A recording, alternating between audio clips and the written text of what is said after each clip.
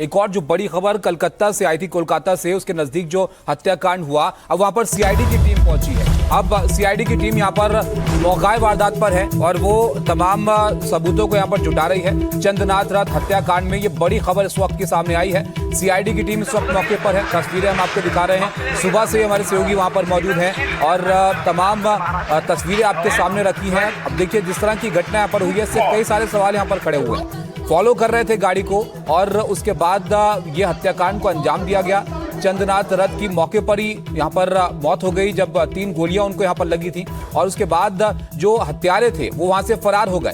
अब इनकी तलाश यहाँ पर की जा रही है। पुलिस के लिए ये भी एक चुनौती है कि इनको यहाँ पर जल्द से जल्द पकड़ा जाए, क्योंकि एक व्यस्त इलाके में हत्याकांड को अंजाम यहाँ पर दिया गया।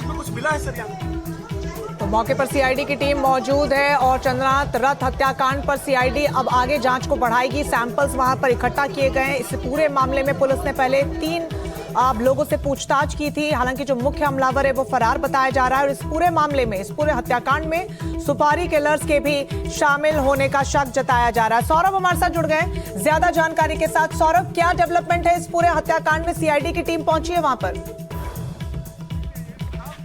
सर कुछ मिला है क्या? एविडेंस क्या मिला है?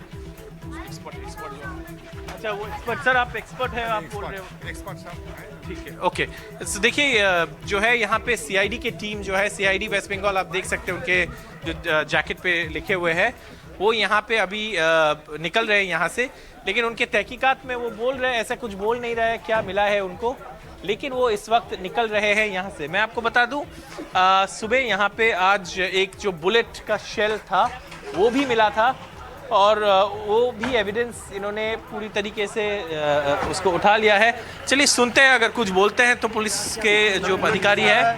अच्छा, किसी ने बता नहीं रहे हैं कुछ वैसे, लेकिन देखिए यहाँ पे जो है इस वक्त जो पुलिस के हैं अधिकारी वो निकल रहे हैं।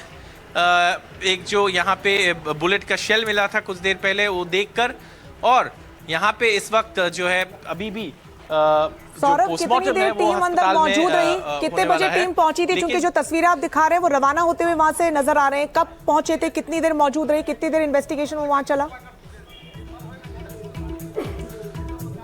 देखिए सुबह आए थे एक टीम, फिर अलग एक टीम आया था। ये सीआईडी के फोरेंसिक टीम है, जो फोरेंसिक टीम आया था यहाँ पे। इन्होंने करीब 1-1.5 घंटा 2 घंटा पहले शायद पहुंचा था यहाँ। सौरभ, आप रहेगा हमारे साथ। एक सीसीटीवी फुटेज भी यहाँ पर सामने आया है उस जगह का जहाँ पर ये वारदात हुई, वो आपको हम अब दिखाते हैं। चंद्रनाथ रथ की हत्या यहाँ पर की गई और उसके बाद सीसीटीवी बहुत महत्वपूर्ण है, क्योंकि इस जगह पर जहाँ पर इस हत्याकांड को अंजाम दिया गया रिहायशी इलाका बताया जाता है। ये तस्वीरें आप जरा ध्यान से देखिए। ये सीसीटीवी की तस्वीरें जिसमें आगे स्कॉर्पियो गाड़ी जाती हुई दिखती है और उसके पीछे 2 बाइक जाती हुई यहाँ पर नजर आ रही हैं। और जो चश्मदीद हैं उन्होंने जो बातें यहाँ पर बताई हैं, अब तक जो जानकारियां सामने आई हैं उसके मुताबिक बाइक से पीछा ये लोग कर रहे थे। जो गाड़ी है चंद्रनाथ रथ की, वो जैसे ही रुकी, बाइक से उतरकर एक हमलावर ने गोलियां वहां पर चलाई थी। और ये सीसीटीवी में आप देखिए, पहले आगे गाड़ी जाती हुई दिखती है, स्कॉर्पियो गाड़ी, उसके पीछे से बाइक पर सवार लोग यहाँ पर आते हुए नजर आ रहे हैं इस तस्वीर में। सीसीटीवी फुटेज बेहद महत्वपूर्ण है, ये हम आपको दिखा रहे हैं। थोड़ी देर तक, काफी देर तक ये इलाका देखिए खाली सुनसान सा नजर आता है, क्योंकि रात का समय था। एक बाइक वहां से गुजरती है, एक व्यक्ति भी वहां पर मौजूद है। देखिए व्यक्ति यहाँ पर खड़ा है, पीछे से एक साइकिल सा भी वाहन गुजरता है। ई रिक्शा को भी आप गुजरते हुए देखेंगे, स्कॉर्पियो गुजरेगी और उसके बाद ये देखिए, आपको तस्वीरें लगातार दिखा रहे हैं। बेहद महत्वपूर्ण ये सीसीटीवी फुटेज और ये एक्सक्लूसिव तस्वीरें सामने आ रही है। हर्षवर्धन जी, तस्वीरें लगातार आप भी देख रहे हैं, क्या समझा जाए इससे? हालांकि ये बात तो साफ है कि सुनियोजित तरीके से, प्री प्लान तरीके से किसी बहुत ही मंझे हुए हत्यारे ने इस पूरे घटनाक्रम को अंजाम दिया है। संजना जी, मंझे हुए हत्यारे ने नहीं, बरसों से बंगाल में तृणमूल का जो टेस्टेड, पूरी तरह से इंप्लीमेंटेड खतरनाक मॉडल काम कर रहा था, उसका ये काम। और अभिषेक बनर्जी की गिरफ्तारी अभी तक क्यों नहीं हुई, वे मेरी समझ से परे है। बंगाल को शांत रखना है, वहां शांति व्यवस्था कायम रहे, तो अभिषेक बनर्जी की गिरफ्तारी तुरंत करना चाहिए। अभिषेक बनर्जी ने जिस तरह का बयान दिया था, क्या था वो, जल्लाद, दिल्ली का किसका बाप आएगा। और उसके बाद ममता बनर्जी ने उसको और नेक्स्ट लेवल करते हुए जिस तरह से कहा कि मैं त्यागपत्र नहीं दूंगी, मैं हारी नहीं हूं, मुझे हराया गया है।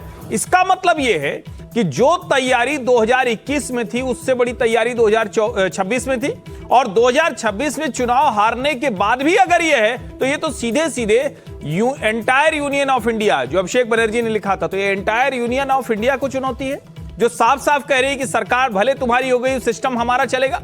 और लोगों में आत्मविश्वास जगाने के लिए जरूरी है। क्या अब तक अभिषेक बनर्जी से पूछताछ हुई? वरना कौन ऐसा है, ममता बनर्जी और अभिषेक बनर्जी के अलावा किसकी हिम्मत है, किसकी हैसियत है?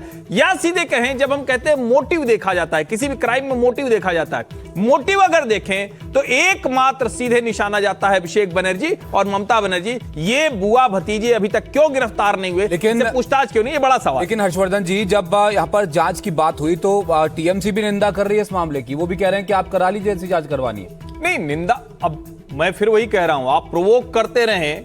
आप ये कहते हैं कि प्रोवोकेटिव स्टेटमेंट है तो उसके बाद आप प्री प्रोवोकेशन है तो पोस्ट पोल वायलेंस के लिए तैयार रहिए। ये तृणमूल कांग्रेस की तरफ से कहा गया। हम कोई चीज जिसको कहते हैं चेन ऑफ इवेंट्स जोड़ते हैं ना, निंदा तो कोई भी करेगा, निंदा करना एक एस्केप रूट होता है। लेकिन मैं फिर कह रहा हूं, किसी का और का मोटिव क्यों होगा? ये पूछताछ तो कम से कम होनी चाहिए ना अभिषेक बनर्जी से कि कौन है। और जाहिर है हम उम्मीद करते हैं आप इत्तेफाक रखते हैं यहाँ पर हर्षवर्धन जी की इस बात से, और क्योंकि चुनाव के दौरान लगातार इस बात को लेकर बातचीत होती रही, जो रक्त रंजित इतिहास पश्चिम बंगाल का चुनावों के दौरान रहा है वो इस बार नहीं दिखा। चुनाव में हिंसा उतनी नहीं हुई जितनी पिछले चुनाव में होती रही है, लेकिन अब चुनाव खत्म होते ही आप देखिए शपथ नहीं हुई नई सरकार की और ये वारदात यहां पर हो गई। तो नए बंगाल के लिए एक बड़ी चुनौती है ये नई सरकार के सामने कि इस तरह की घटनाओं को रोके। बिल्कुल, सबसे इंपॉर्टेंट है लॉ एंड ऑर्डर को कंट्रोल करना। और मैं बहुत खुश हूं कि union home minister Amit Shah वहां अभी भी मतलब विराजमान हैं और लोगों को कॉन्फिडेंस है कि ये कंट्रोल में आ जाएगा। बट ये कहना चाहिए कि एडमिनिस्ट्रेशन अभी जो है वो तो इलेक्शन कमीशन के हाथ में है, तो थोड़ा सा रिस्पॉन्सिबिलिटी इलेक्शन कमीशन के सर पर भी मढ़ा जाए। और दूसरी बात ये है कि हाँ, ये मैं मानूंगा कि बंगाल में जब जब चुनाव हुआ है, खाली असेंबली चुनाव ही नहीं, पंचायत का जब चुनाव हुआ था 2 साल पहले, तो इतना वायलेंस हुआ था, 60 लोग उसमें मारे गए थे। उसके पहले भी जो पंचायत चुनाव हुआ पिछले 15 साल में और बाकी असेंबली चुनाव में हमेशा बहुत वायलेंस हुआ है। और तृणमूल की गुंडागर्दी वेल नोन है बंगाल में। मैं काफ़ी घूमा चुनाव के दौरान और मैंने देखा कि लोग इतना दहशत होता था लोगों के बीच। तो ये अच्छा पॉइंट हर्षवर्धन जी ने रेज किया कि आखिर रिस्पॉन्सिबिलिटी तृणमूल में किसका होगा। तो अभिषेक बनर्जी कंट्रोल करते थे ऑर्गेनाइजेशन को, पूरे चुनाव को, तो ठीक है भाई, उन एटलीस्ट इंक्वायरी होना चाहिए, उनसे पूछताछ होना चाहिए। तमाम टीमें जांच कर रही है। लेकिन हर्षवर्धन जी, एक बड़ा सवाल कानून व्यवस्था को लेकर भी है। लाखों की तादाद में सेंट्रल फोर्सेस के जवान वहां पर मौजूद हैं, लोकल पुलिस वहां पर है। क्या सिर्फ गश्त लगा देने भर से ये जो बड़ी चुनौती है कानून व्यवस्था को बहाल करने की, वो पूरी हो जाएगी? क्या जगह जगह जाकर छापेमारी करने की जरूरत नहीं थी चुनाव से पहले भी, दौरान भी और अब बाद में भी? क्योंकि हथियार लेकर पहुंच रहे हैं और आप देखिए कि ऐसे हथियार जो मेड इन इंडिया भी नहीं है, बाहर से वो हथियार लेकर आ रहे हैं और एकदम प्रोफेशनली शूट करके चले जा रहे हैं। तो जगह जगह पर जहां पर भी संदिग्ध ऐसे हैं या जो भी इंफॉर्मेशन मिलती है, गश्त देने की भी जरूरत थी, वहां पर छापेमारी की भी जरूरत थी। निश्चित तौर पर रंजना जी। और देखिए, जब हम बंगाल की बात कर रहे हैं ना, तो इसको आप सामान्य राज्य या सामान्य कानून व्यवस्था की तरह मत देखिए। ये चुनावी झगड़े, नेता का बाहुबली हो जाना, गुंडा हो जाना, 4 से 10 गुंडे पाल लेना, ये हर जगह होता है और जहां भी होगा वहां इस तरह के सवाल खड़े होंगे। यहां आप सोचिए, जब 2,40,000 अर्धसैनिक बलों की तैनाती हुई तो क्या कहा गया? ये तो चुनाव को हाईजैक कर लेने की कोशिश है। उसके बावजूद जहांगीर नाम का एक गुंडा वो क्या कहता है, मैं पैदल चल दूंगा तो सीआरपीएफ हवा में उड़ जाएगी। अभिषेक बनर्जी क्या कहते हैं कि ये जल्लाद है, दिल्ली का किसका बाप आके बचाएगा, मैं बताता हूं। 4 तारीख के बाद खींच के लेकर आएंगे। जब आप इस तरह के प्रोवोकेटिव स्टेटमेंट देते हैं तो उसका असर पड़ता है।